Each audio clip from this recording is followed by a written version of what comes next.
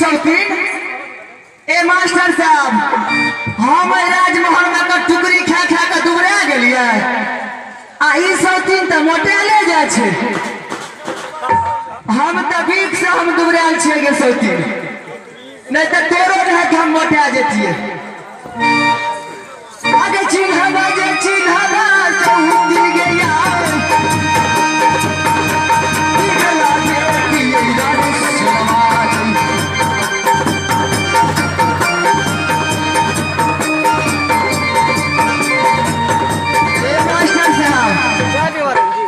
शौकीन 2018 से 19 आवे वाला छे। मोदी जी तोरे ल मनिया धराप कल को सुंदर साड़ी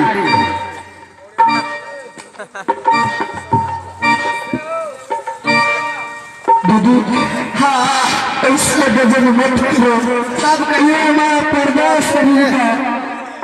ठीक है लिया कॉपी के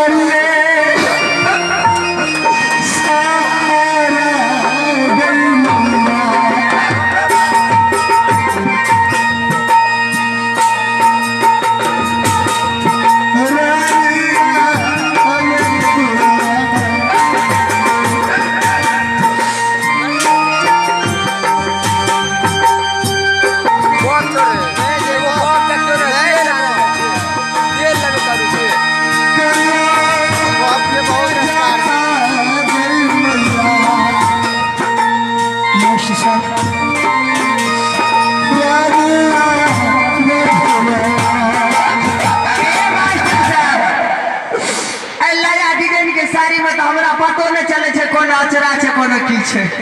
एके शौकीन तोरा पता चले फिर डायरेक्ट दे चल दूधू मत खींचो जल्दी खोल नो दूधू जल्दी खोल ये ऊपर दो दूधू जल्दी खोल मैं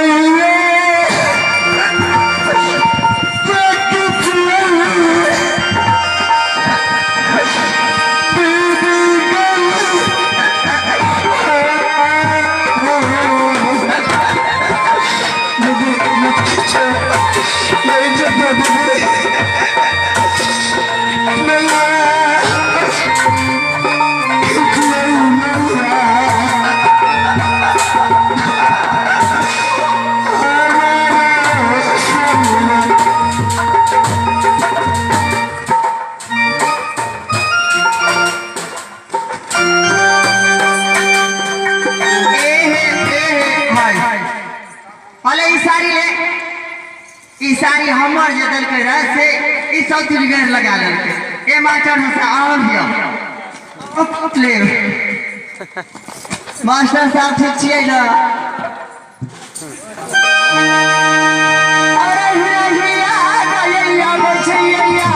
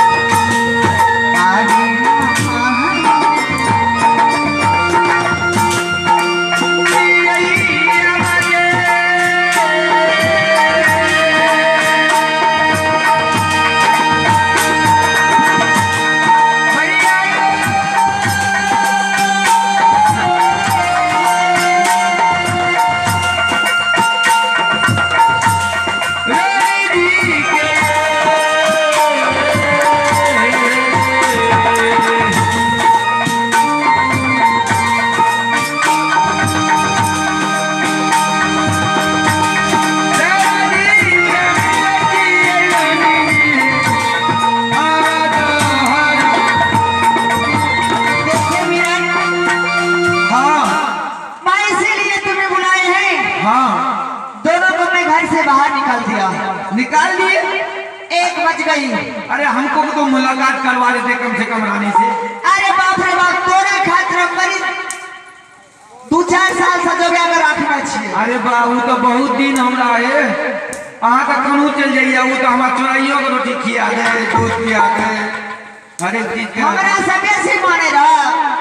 हाँ हमरा कनी ओकरा से भेंट करा दिया तबे ओकरा निकालबे। कुत्तो भी नहीं से ज्यादा। हाँ कुत्तो मिले से दादा। अच्छा ठीक है भेंट करा दे छी।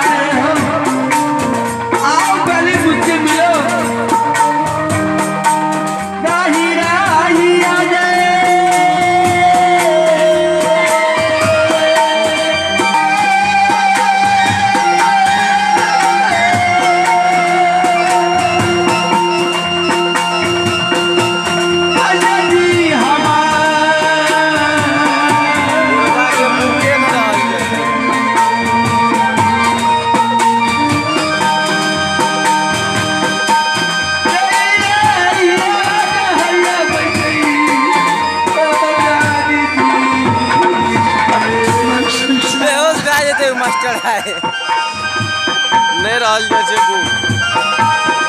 बूढ़ शुरू करने रहल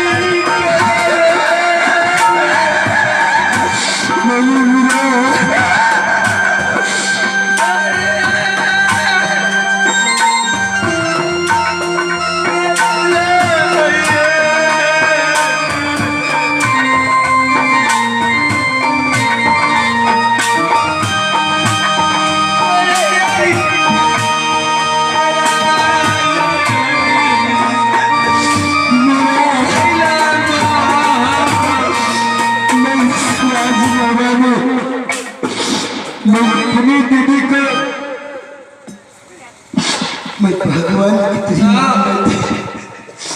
ना जाने आज दीदी कर लई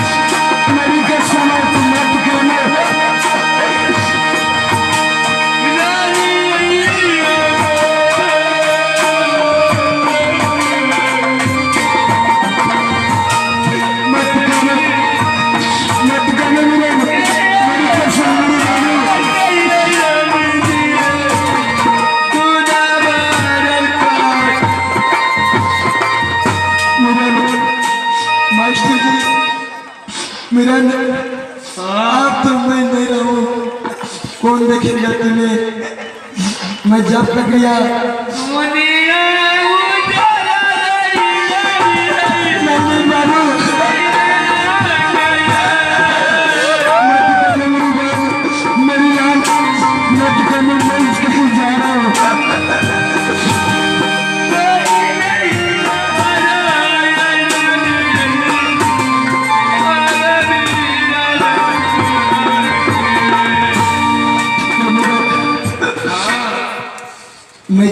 मेरे बाबू कवना मिला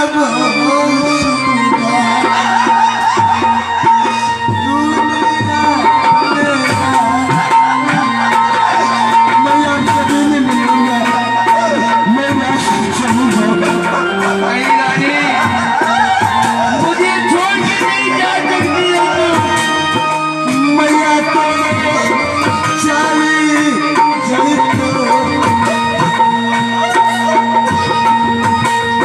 राजा या महाराज छोड़िए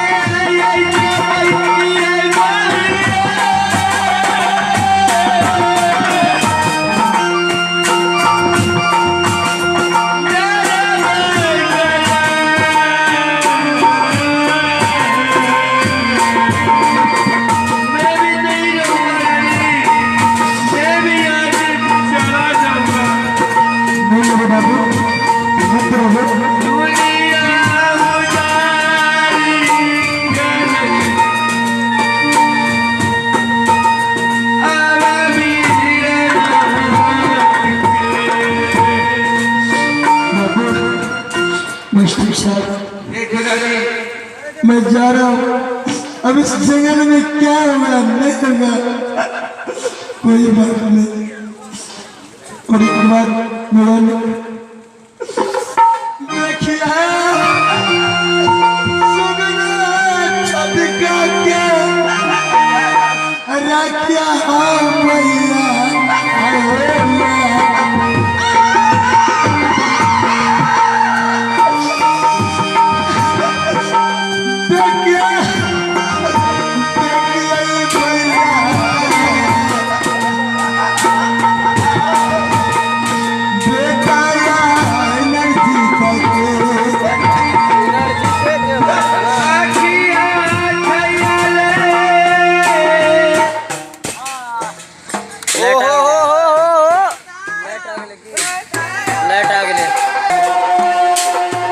लाइट चलेला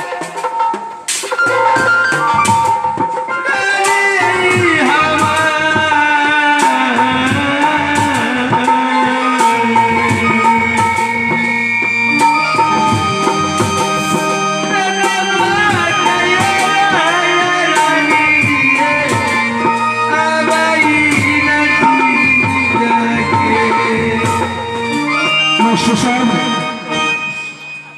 मेरे बाबू मेरे लाल ठीक है तुम मेरी बेटी को अच्छे से दिखना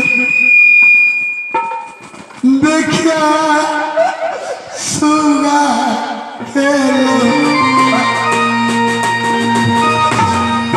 यो होया नदी करके ठीक है मुझे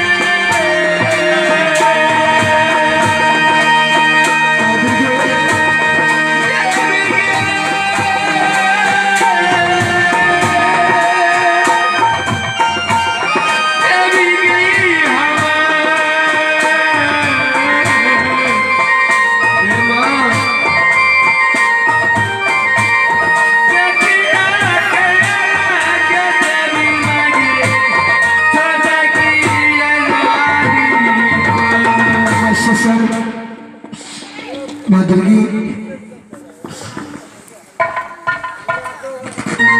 कर है सहिता की मैया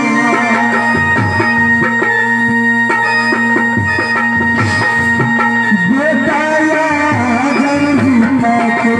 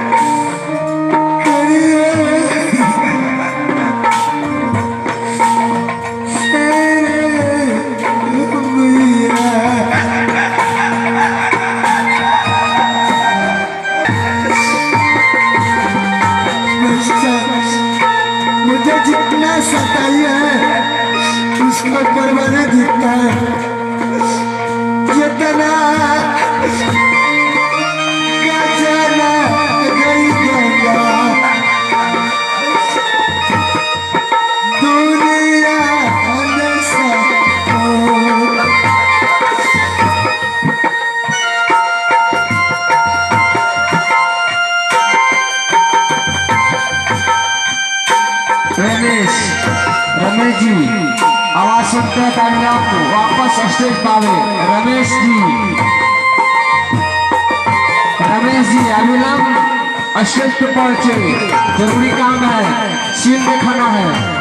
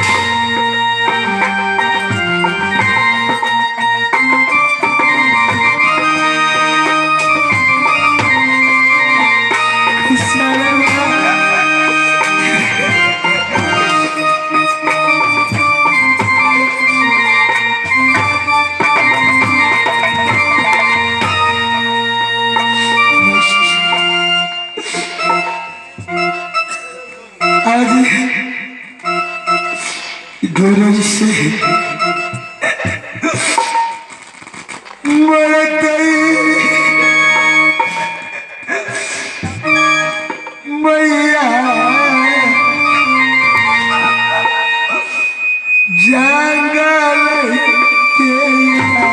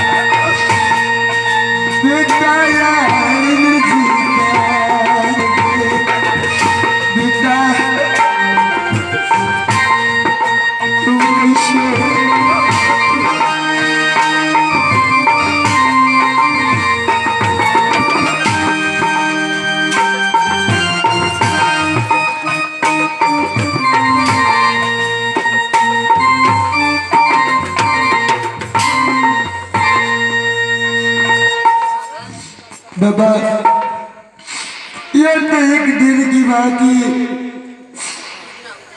इसी बात में कहीं रंजीत ओ हिंजो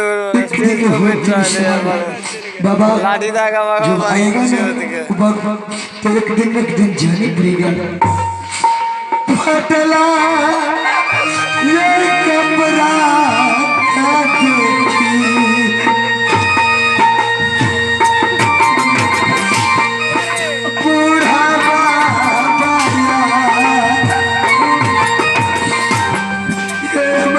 गजन किया है उसका साथी है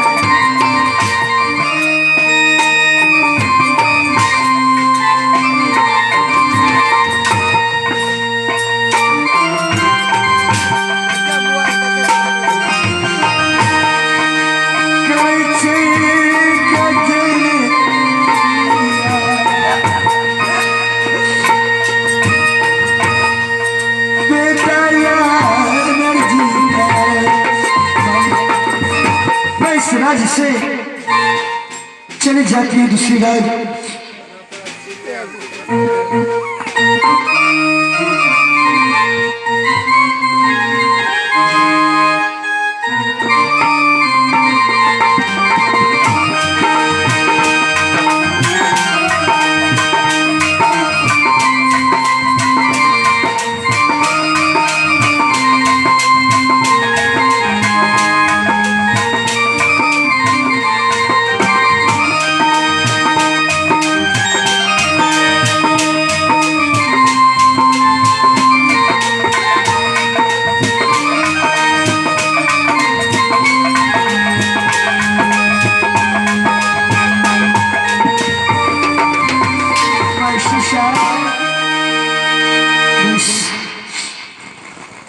इतनी कहानी थी आज मेरी बेटी निर्जित कैसा होगा मेरी शामिनात कैसी होगी कि नया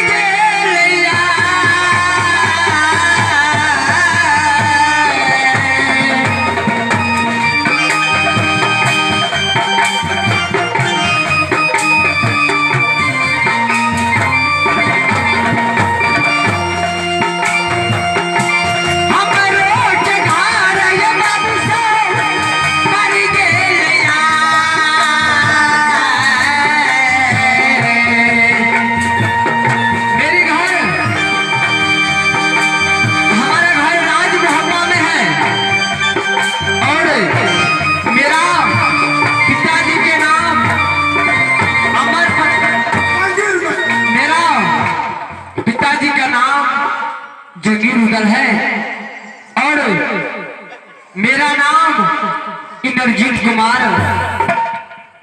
और मेरा माता जी का नाम सती फुला, मेरे बड़े पापा का नाम अमरपति अल्हा, और मेरी बड़ी माँ का नाम सती सोना, और मेरे बड़े भैया का नाम है इंद्र कुमार, और मेरा पिताजी ने दोनों भाइयों को भेजा है मध्य प्रदेश स्कूल में पढ़ने के लिए, और हम दोनों भाई मिल के पढ़ाई कर रहे हैं।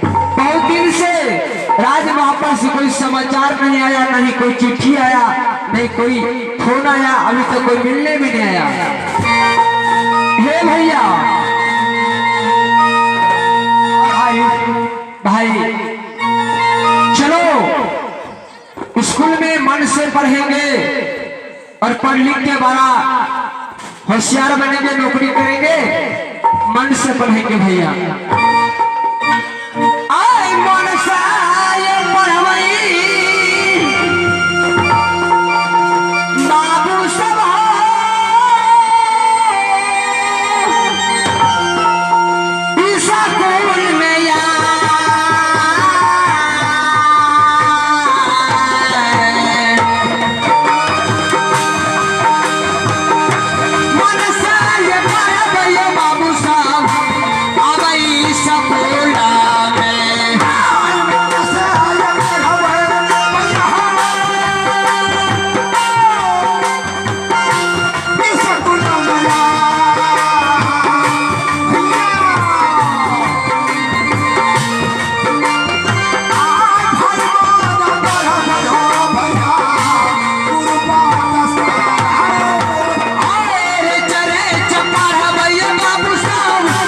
स्कूल में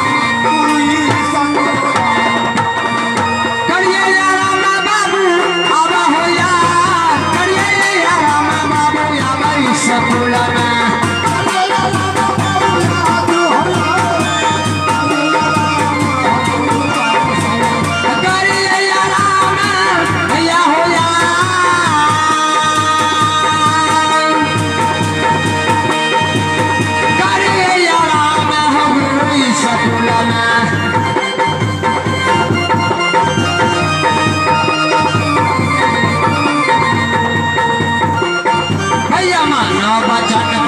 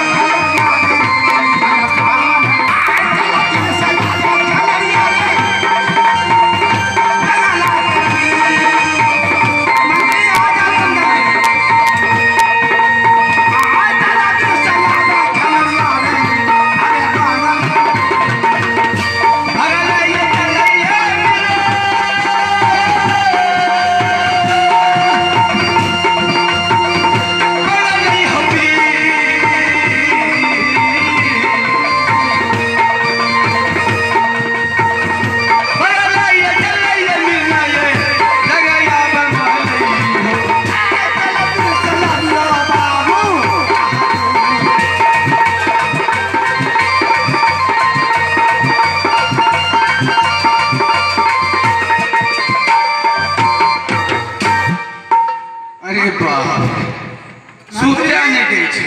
मंत्री अरे कौन है? अरे कहाँ से आया है?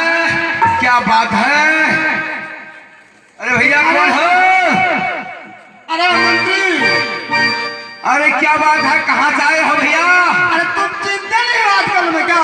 नहीं नहीं नहीं। अरे बताओ कहाँ घर है, क्या नाम है, कहाँ से आए हो? अच्छा ये बताओ। हाँ एक बात बताओ बहादुर, हाँ तुम सब कुछ भूल गया। हाँ मैं तो भूल गया। तुम अभी तक नहीं पहचानता है रे चोटा। ना मेरा ही घर पड़ता है उड़ियल। ओ उड़ियल वाला ही लगता है साला घर उजारन है। हमारे साथ मजाक करोगे? अरे नहीं मजाक नहीं करते हैं। सुनो बहादुर, हाँ एक बात बताओ। बोलिए। यानी सोना कहाँ मेरा पुत्र होने नगर वाले? वो तो घर में है। उनको बुलो एक बार, उनको जाकर कह देना हाँ कि महारानी आपकी मम्मिया ससुर आया है उड़ियल किला वाला। राय तुम कथा इधर सुनो ना। हाँ हाँ बोलिए ना। कह देगा जरूर उड़ियल किला वाला मामा माहिर सुनाया है। ओ बड़ी रानी को? हाँ तुम्हारी मुलाकात करने के लिए। ठीक है जल्दी जाओ। आए हर बार गदरा भैया मेरा ना चल गई पर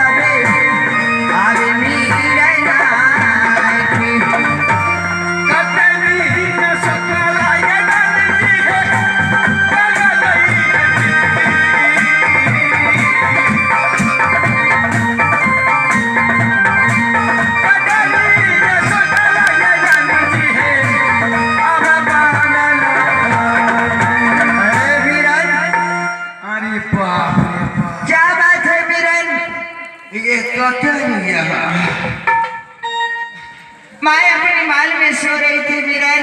किया ना सुख गया 10 दिन में भागे लगा मोया पूरा ये हाँ हम पपला है काटे छिए देखियो तो जना पेट नहीं पड़ल रही छे एना पड़ल छे देखो बीरन, वो 10 दिन से लटकल छे। जिस तरह से सुगर अपनी खुमारी में सो जाते हैं, हाँ हाँ उसी तरह से वो अपने खुमारी में सो रहे हैं। हाँ मालिक क्या बात है? देखिए मालगिनी उड़ियलगढ़ से हाँ हाँ मम्मिया मामा आया है। अच्छा उड़ियलगढ़ वाला मामा आया है। ठीक है तो करूँ। ओह जाने से ना मम्मिया ससुर छिए ना तो हम तो सर पे कपड़ा रखे हैं, हम कैसे बाहर रखे हैं? हाँ ये मठोट पर रखने। अच्छा ठीक है, ऐसे आगे कर लेते हैं। हाँ बताइए, क्या खाना वाना खिला दिए मामा को? ए मामा का वदार फदार का जूता चप्पल के माला सब जगह तैयार करने। हाँ हाँ आगे करिए पारनवा। आइए मामा आमा मुई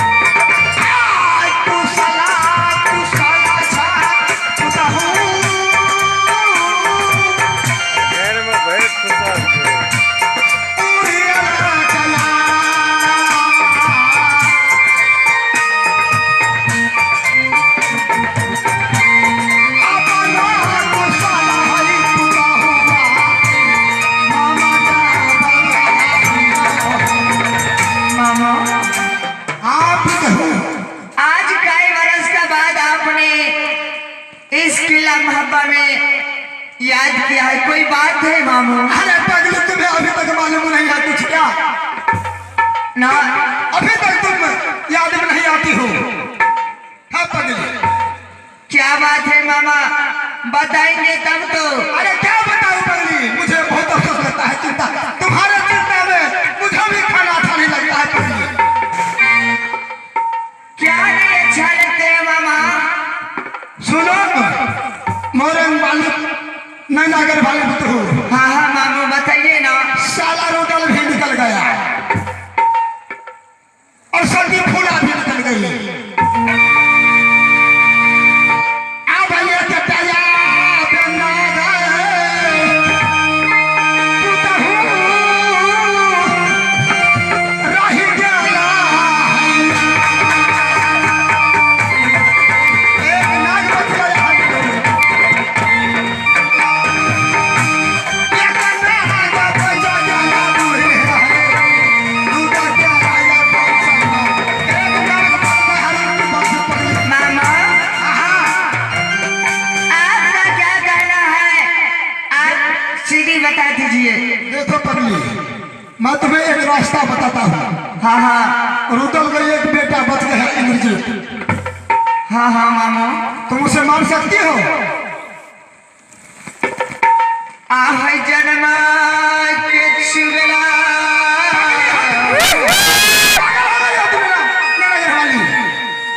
मामू बोलो बुद्धू, आप तो जन्म जमन के चुगलबनी करते हैं मामू, तब तो आपके पेट का भोजन बचते हैं मामू। हाँ क्यों नहीं? और आपने कहते हैं एक नाग घर में बचा है। हाँ बच गया, तू देखो, सोचो तुम अपने गौर से। मैं भी सोचती हूँ मामू, जो उसकी माँ और बाप को घर से मैंने निकाल दिया। अरे पगली, अगर तुम उन्हें इंद्रजीत को मार देते हो ना, तो सारा राजपाट मेरा पोता इंदल को होगा, इंदल को पगली। तो मामू आप ही बताइए कि मैं क्या करूंगी, कैसे मारूंगी मामू? पगली मैं बताता हूँ कैसे मारोगे तू। बता दो मामू। पगली, जब मैं जाता हूँ यहाँ से स्कूल, हाँ हाँ उन्हें मैं झूठ कहे करके कहते अरे इंद्रजीत बेवकूफ, तू हम पढ़ाई लिखाई में लगे हो और तुम्हारी माँ मर रहा है वहाँ पे। हाँ हाँ मैं उसे झूठ फूस कर राजमहल पहुँचा दूंगा। मामू थोड़ा अलगे हट कर आना। अब क्या हम तेरा कहाँ जाती है? हम मामू हाँ बोलो बुद्धू, धीरे धीरे हाथ ऐसे करते करते आ रहे हैं। बुद्धू मेरा आदत है वही चुगली का। आहै जल्दी सजैबा है मामू भाई, मामू भाई हवा।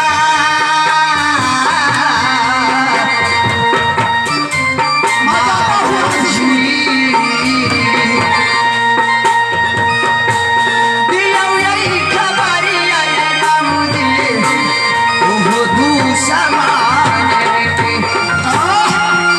बुद्धू, हाँ हाँ मामू। जब मैं उन्हें स्कूल से राजमहल भेज दूंगा, उन्हें बहुत दुलार प्यार करना और एक गिलास दूध ले लेना तू। क्या दूध ले लेना, दूध। दूध? हाँ हाँ ए मास्टर साहब। सुनो, इतना ही नहीं पगली, हाँ वो दूध में जहर मिलाना, जहर। क्या बगला मरने वाला ये चीरे?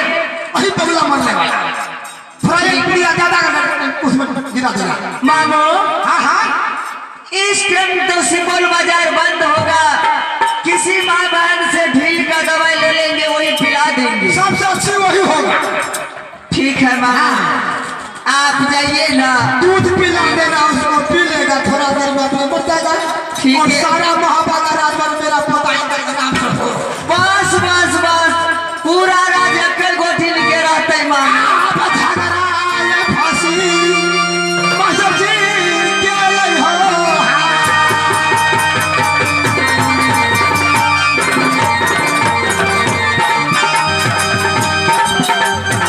हाय चुगाली सुनता तुझे।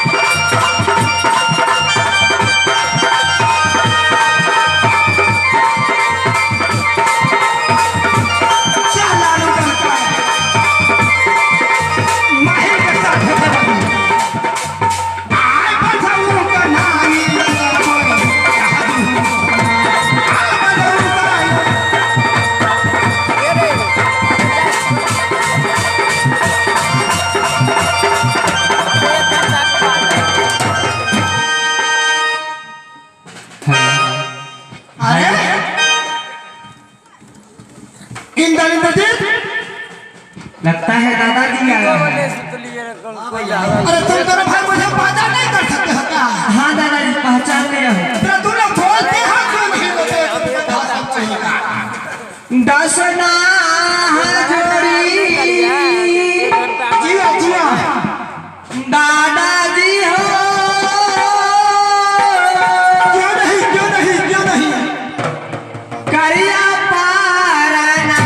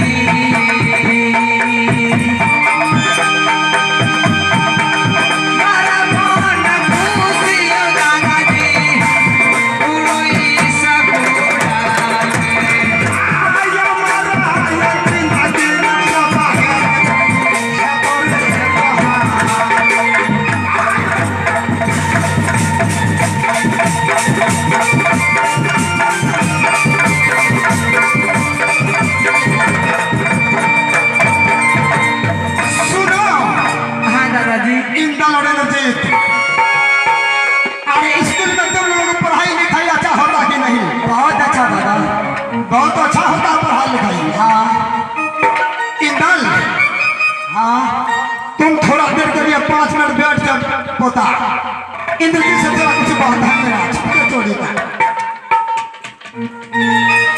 दादाजी। इंद्रजीत। हाँ दादाजी। सुनो, पढ़ाई लिखाई तुम आज से छोड़ दो जल्दी, बहुत जल्दी। क्यों दादाजी, ऐसा कौन सा बात हो गया? क्योंकि तुम्हारी माँ मरने ही वाला ही था। क्या अपना दम भी तोड़ दिया होगा।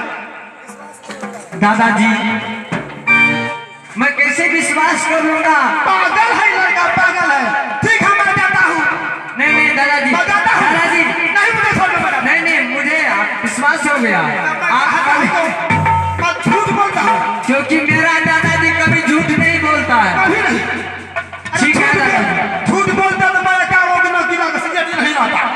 ठीक है, मैं पढ़ाई छोड़ दूंगा।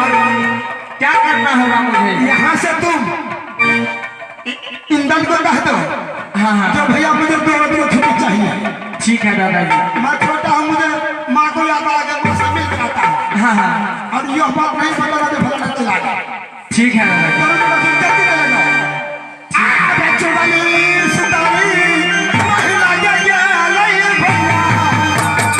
दर्शन करवाया था पढ़ने के लिए, लेकिन आज बहुत दिन के बाद दादाजी ने बोला कि तुम्हारा माँ बहुत बीमार है, बचने वाला नहीं है।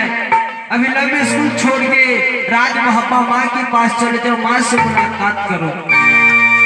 एक बार मैं अपने भैया इंदल से आदेश ले लेता हूँ, 2 दिन की छुट्टी लेके जाऊंगा, उसके बाद मैं दोबारा पढ़ाई करूंगा। भैया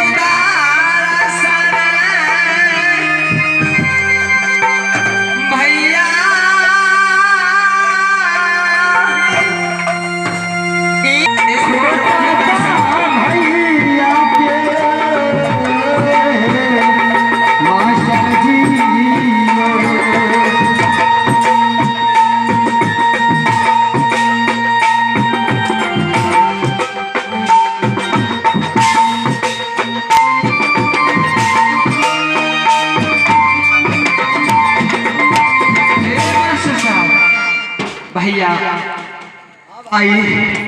भैया मुझे 2 रोज का छुट्टी दो। क्या? हाँ भैया मुझे नहीं।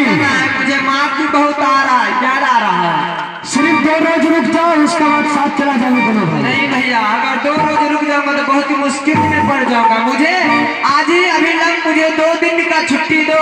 2 दिन के अंदर में मैं वापस आ जाऊंगा। नहीं भाई, सिर्फ 2 रोज का बाकी है, उसके बाद दोनों भाई साथ चला जाएंगे, इसमें क्या है? नहीं भैया मुझे आदेश दो, मैं चला जाऊंगा। नहीं मानियो कहानियां भैया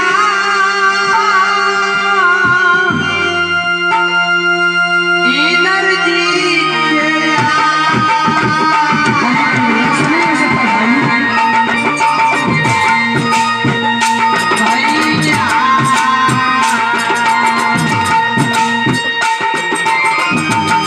मानियो कहानियां भैया कोई सबको जाने।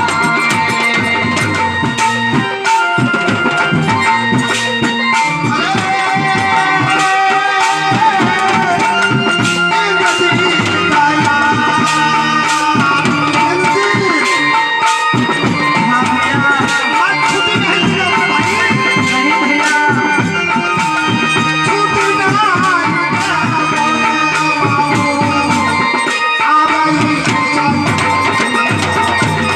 आए क्या नशा बधाई गई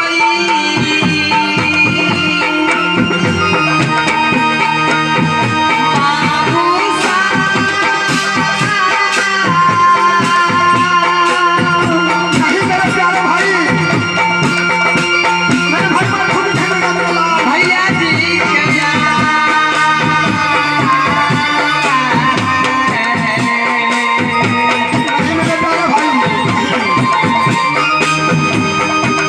क्या नशा बधाई गई बाबू भैया जी के उसके बाद चला जाएगा, सिर्फ दोनों भाई साथ में चला जाएंगे।